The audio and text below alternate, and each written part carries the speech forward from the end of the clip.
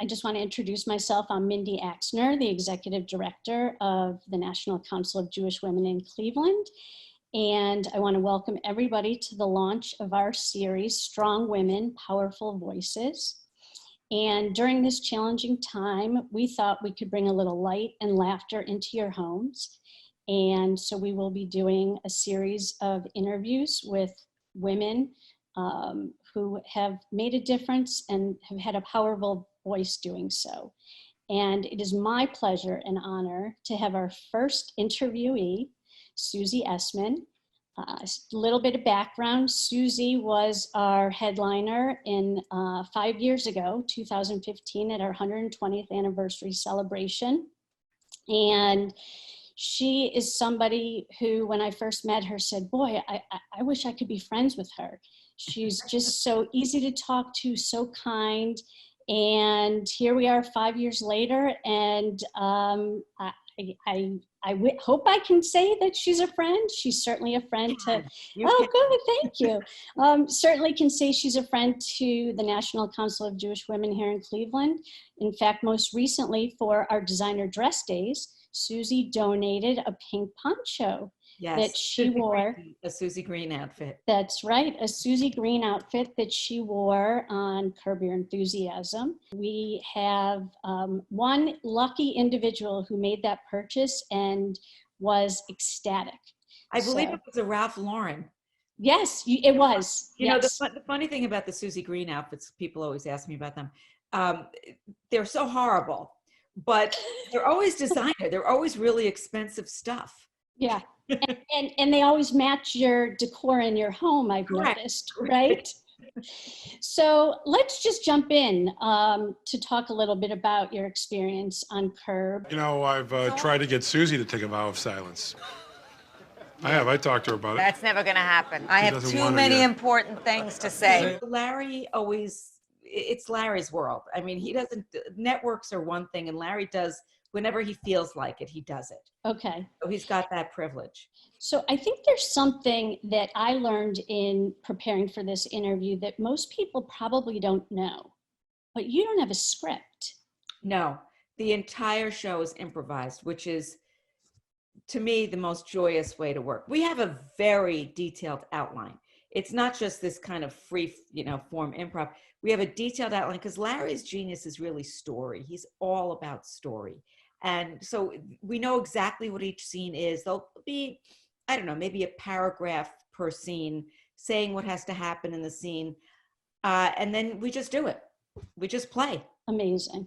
Because if you look at all of the other sitcoms, if you will, or even dramas, there's a script. It's not until reality TV show came out. And even though they say those aren't right, and certainly in the editing phase of it. Yeah, but there's no dialogue written at all, unless there's something specific that needs to be said for story, like Happy New Year or whatever it might be. Unless there's something specific, there's no dialogue written at all. It's just incredible. So you constantly have to be on. Yeah. I don't want to say it's hard. I feel so lucky to have this job. It's, and I'm so happy not to have to memorize lines, which is why originally Larry came up with this idea. He hated when he had to do something in memorizing lines. So he just was like, well, let's just have no lines. We'll just improvise it. And it worked. It worked. And at this point, we've been doing it, as I said, for 20 years, 10 seasons. There's such a rapport that we all have, all of us, in terms of improvising. It's just this well-oiled machine. And you certainly can see that on the screen. Yeah. Now, take me back a little bit. You knew Larry in your days when you and Joy were I met Larry at Catch a Rising Star in 85, 86. And in those days, we were all stand-up comics.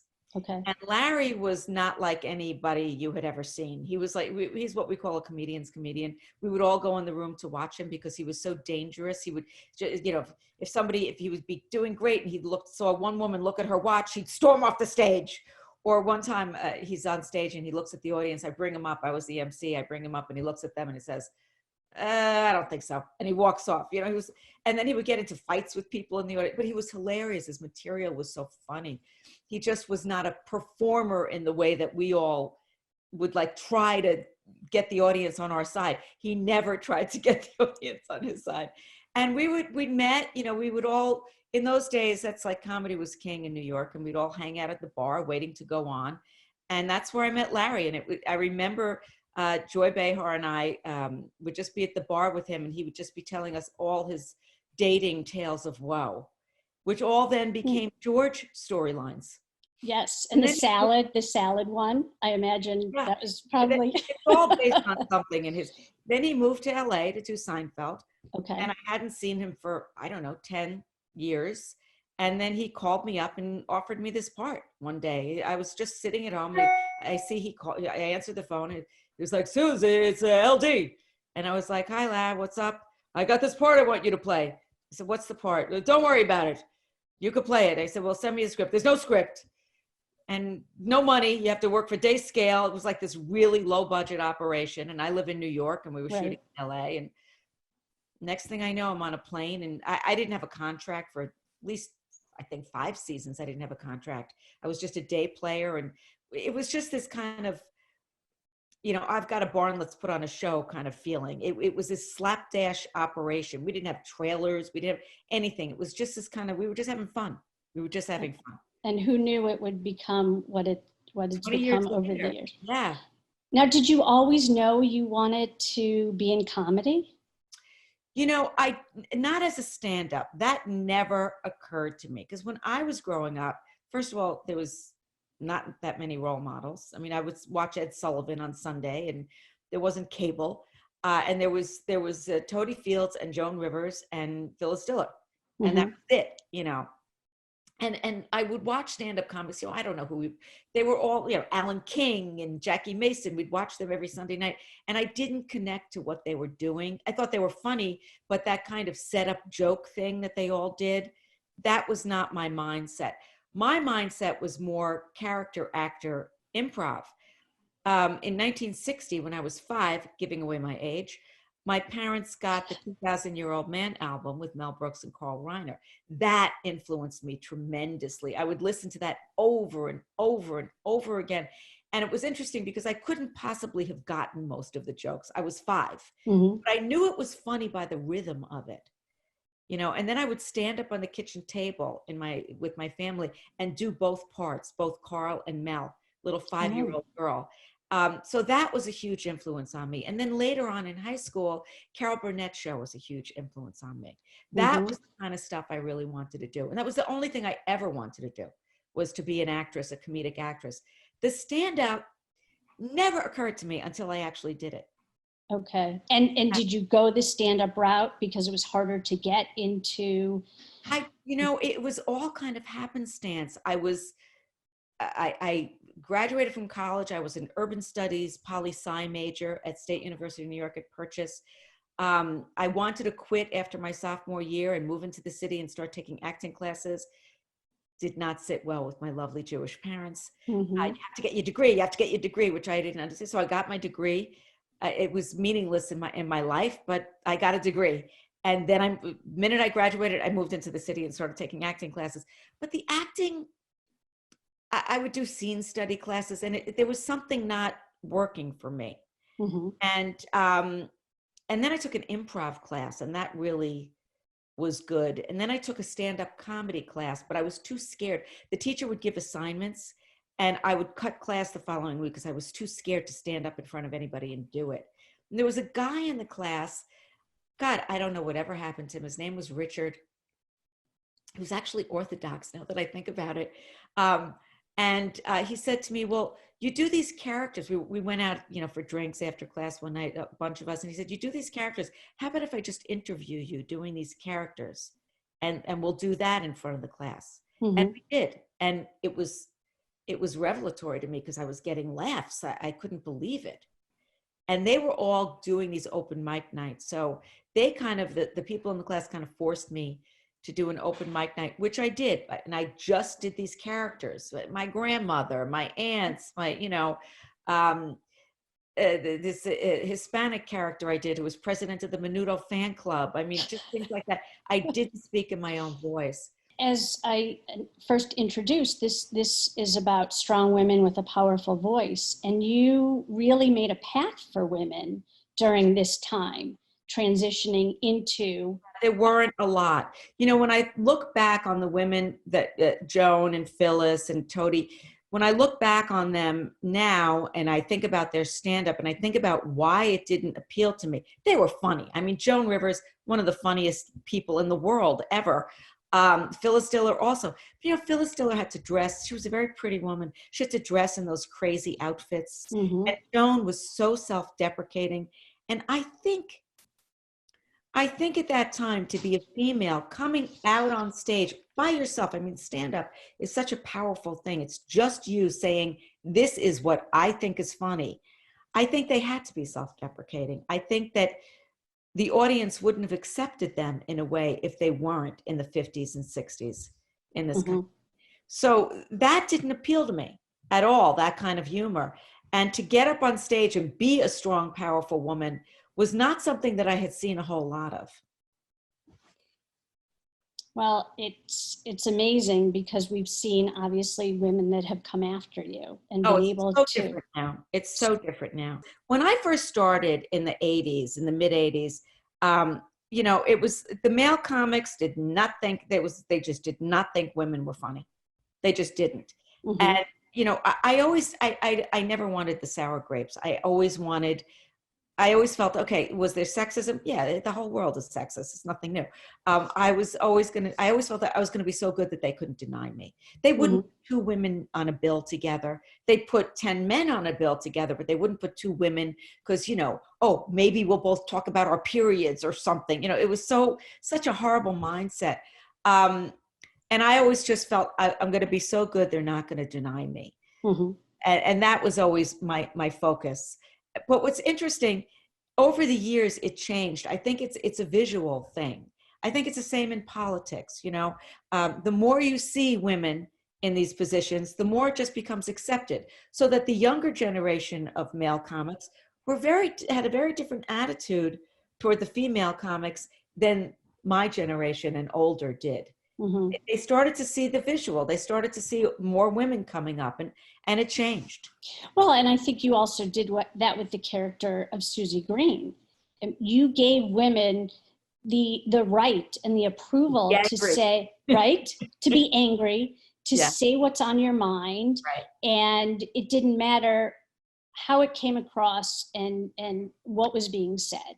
You know, we're so, at least the way that I was brought up, and so many women I know, be nice, don't show anger, be good little girls.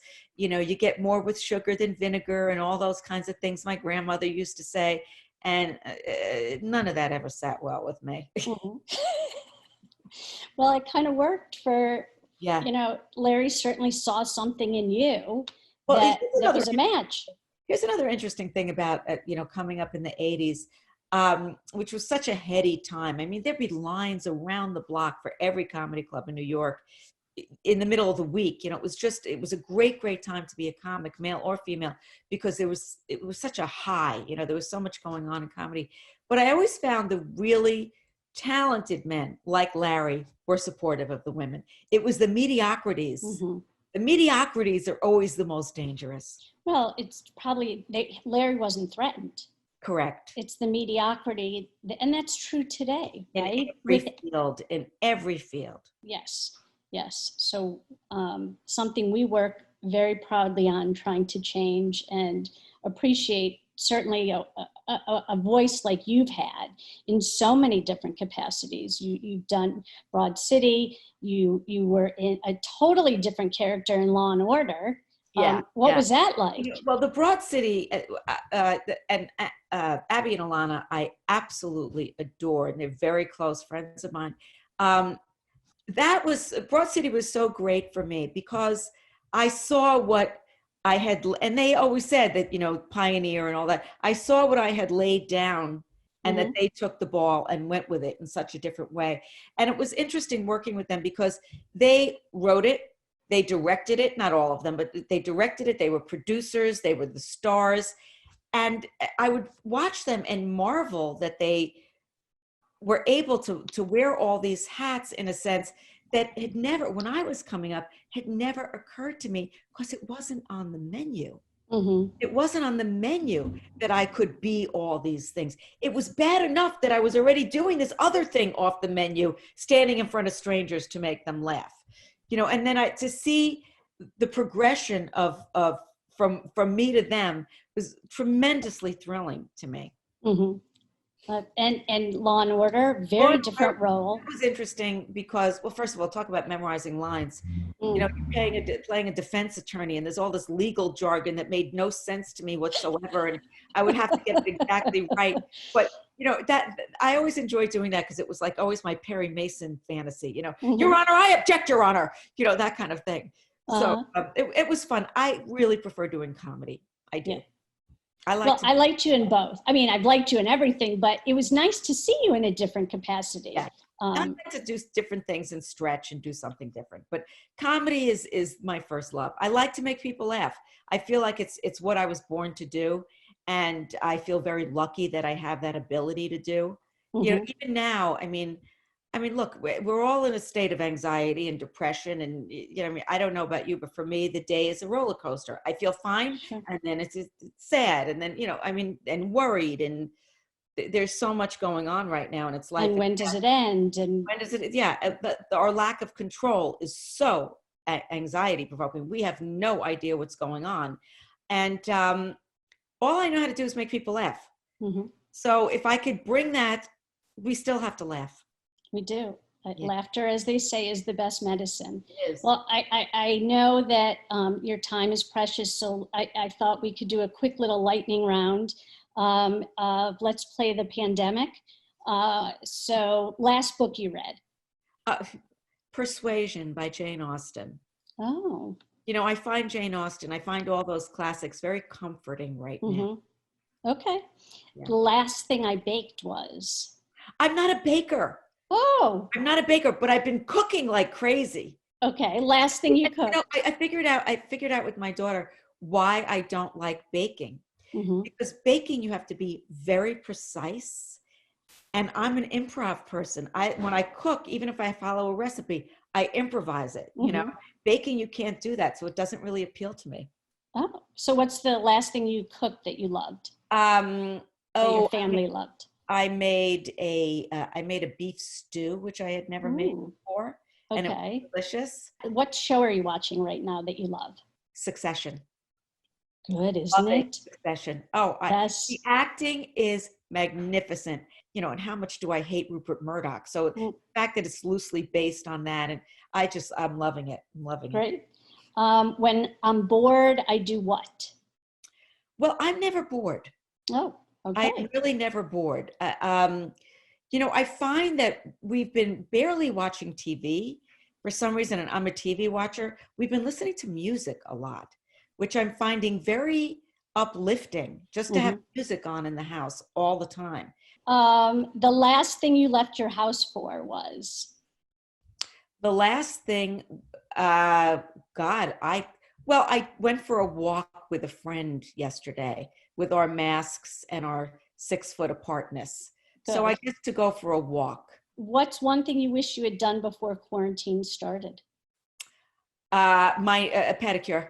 Oh, okay. Pedicure. Yeah, I was in dire need before that, and now I had my roots done right before we started. Oh, okay, so and they're still looking good. Well, I use a little touch up. I use a little wow. That's a little tip. It's called wow. Looks like a little eyeshadow, and you just color it in. The first thing you'll do when you get to leave the house when quarantine is over? I miss hugging. Yes. And I haven't seen them for 8 weeks. I haven't seen them. Okay. They're old. They're all living on their own in their own respective apartments with their significant others. But that's the first thing I want to do. I want to thank you so much for being our first interview in this series of Strong Women, Powerful Voices. So, I appreciate everything you do. And I appreciate you. Thank you so much, Susie. Sure. Bye-bye. All right. Take care.